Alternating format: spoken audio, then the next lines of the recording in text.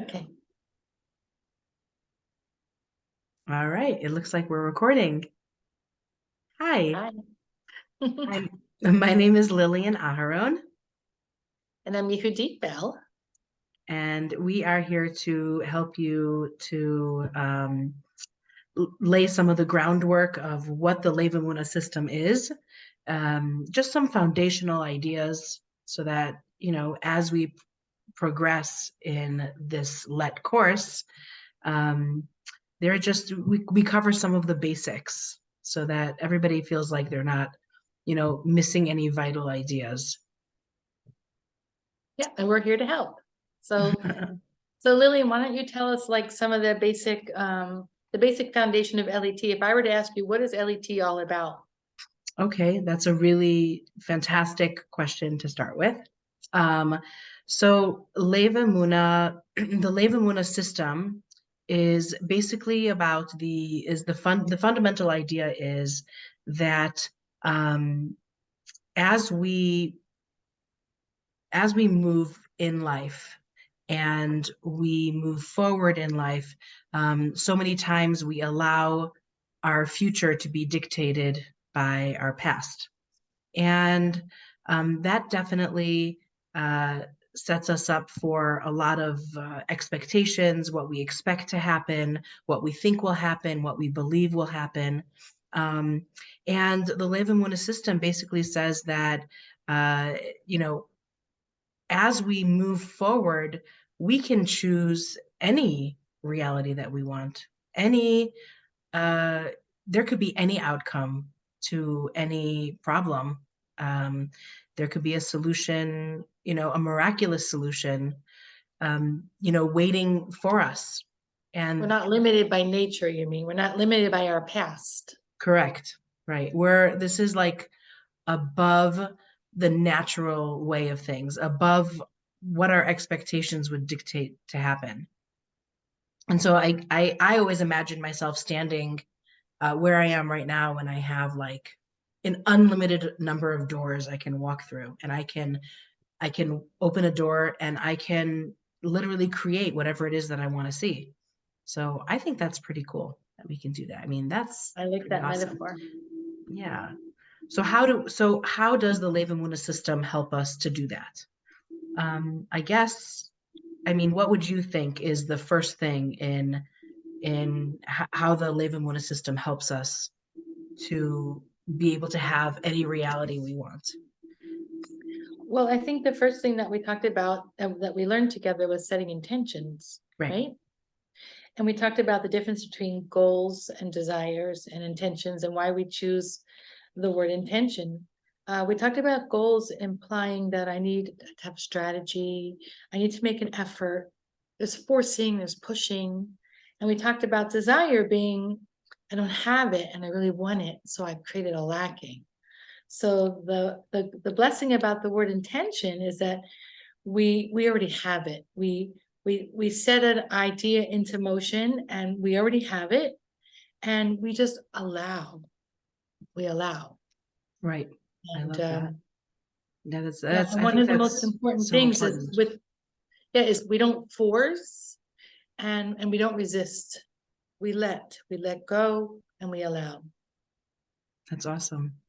So one of the things that I remember Rabbi Vitom talking about was how important it is that when we set an intention, um, we set an intention. So like we'll visualize something. I know that recently we've been talking about like a house.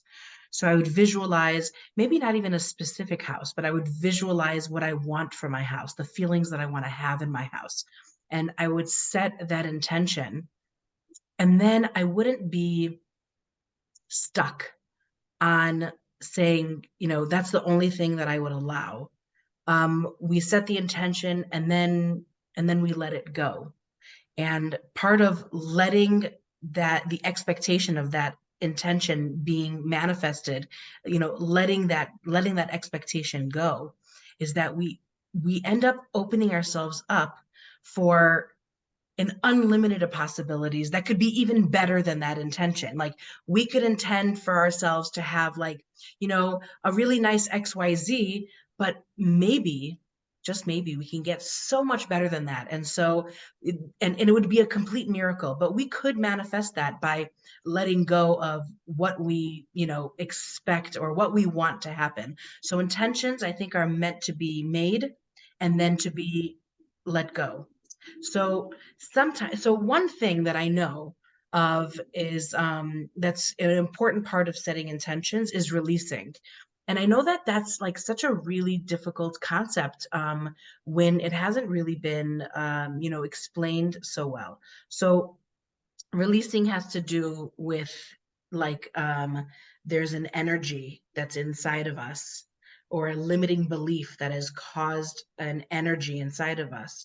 And when we set an intention, sometimes we have these limiting beliefs about the intention. Blocks, they're like blocks. We block Absolutely. ourselves. Absolutely. Because if everything is really all about the flow of energy, right? And that we say, I'm setting an intention and I'm open to receive, I'm open to receiving whatever comes, but then we have a block from that pathway, because maybe some part of us says, I don't really deserve this really great thing. Or, somebody might judge me for having this really great thing. I mean, the number of thoughts are endless, probably millions of thoughts we could have. And so Fears, there's also fear. for sure, because the truth is, logically, I can say, of course I want that. Of course. But subconsciously, which is like 95% of how we work is subconsciously, our brain could say something like, oh no, we are not going to have that. That's not going to be good for us. I promise. Like, trust me. And logically, we're saying, no, I would never block something like that.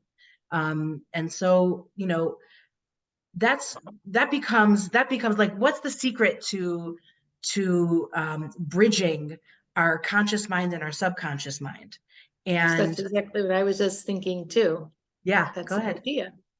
Well, from my experience, and I've had tremendous success, the meditations that Rabbi Bitton gives us, and also the journaling, have helped me to I guess, in a sense, reprogram my subconscious mind. Yeah. So one of the keys to that, and why you've seen success, is because um, the building blocks for the bridge from the logic to this, from the conscious to the subconscious mind, is a heart-centered, compassionate approach of allowing. And so Right. Not allowing, forcing and not resisting, right. So which we do so allowing, much in our lives, constantly trying to have control, trying to absolutely, trying trying, to quote unquote figure it out, yeah, right? resist So, what is, force it to be the way we want. It's completely right, the opposite. absolutely. So allowing, and allowing in a very compassionate, non-judgmental way. I mean, even allowing for us to say, I think I have a block for that, and that's okay. I allow that to be here for right now if I can't release it. Right. I want Rabbi to Bitton release it, but always I don't know if says, I can. Right. but he always says, welcome what is. Right. Welcome the block. This is Right. what is. Welcome this. And And sit with it. sometimes even acknowledging the block is enough to make it release. Just Yeah, it's acknowledging, awesome. even saying, no, I'm not ready to release that, can be a release. It's unbelievable. Why? Because we are approaching where we are and who we are with compassion. And compassion is the key. Compassion, kindness, love, um, respect for who we are and where we are in the right now. Is a wonderful bridge. And I think that, so all this talk about compassion, it's like, how do we have compassion? How do we speak kindly to ourselves? How do we speak kindly to God? How do we And to speak our in a friends, way to other that's, people in our families. Yeah. for sure, even to So strangers? this is a big transformation, and this is counterculture, you could say. It's exact opposite of the way we were raised. Being Absolutely. heart-centered means I leave my ego mind and I come and I build my relationships and come from the heart. Right. Exactly the opposite of what we're taught. Yeah, I think that that's what we're going to talk about in the next video. We'll talk about um, what is a heart-centered approach to communication. And so I think And we've covered living and enough. giving. And living for sure. Absolutely. Well, Yes. okay, well, thanks everybody for joining us. Thank you so much. Hope you guys, understood everything. And if you have any questions, feel free to just post a question in the chat, and we're both here for you. All right. And yeah, we can schmooze about it next. All right. All right. Okay, All take the care. best. Bye, Yehudit. Good Bye, to see sweetheart. you. Bye.